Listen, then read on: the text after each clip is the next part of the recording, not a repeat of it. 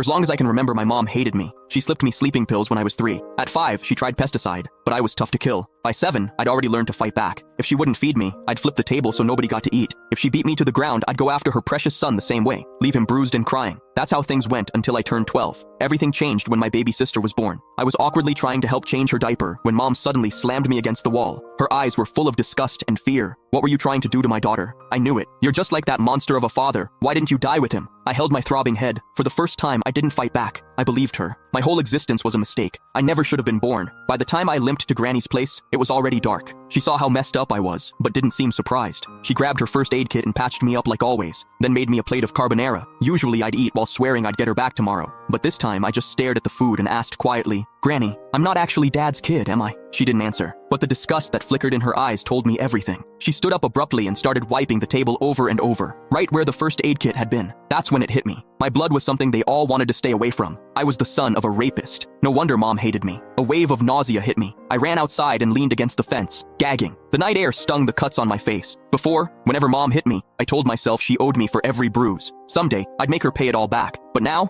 I couldn't even look her in the eye. I didn't stay at Granny's. She didn't come after me either. I just wandered the streets with nowhere to go. That's when I spotted a family outside a restaurant. They were celebrating someone's birthday, all smiles and laughter. The woman in the middle was probably the mom. She looked so happy that I instinctively stepped back. Last year, on mom's birthday, she'd smiled just like that until she saw me. The second I walked in, her smile vanished. Pure disgust replaced it. Back then, we had to write an essay called My Mother. I wrote that mom was a heartless villain. My teacher dragged me to her office and lectured me for the whole period. I barely heard any of it. All I remembered was her saying, "No mother in this world would ever stop loving her child." I believed her. I saved up money from collecting recyclables and bought mom a birthday cake. All I wanted was a hug, the same kind she gave my brother, Casper, but her cold expression felt like a knife to the heart. I felt like an idiot, standing there with that stupid cake. Anger took over. When no one was looking, I caught a couple of frogs from the garden and hid them in the cake. I can still remember her scream when they jumped out. Back then, I felt a twisted satisfaction. I thought she didn't deserve to be a mother. I thought she had it coming. But now I knew the truth. I was the one who didn't deserve anything. Just existing had hurt her. As I watched that mom smiling through the restaurant window, I made up my mind. This year, for mom's birthday, I'd give her a present she'd actually be happy with, one that would set her free for good. I decided to die. Once that thought took hold, my steps felt lighter.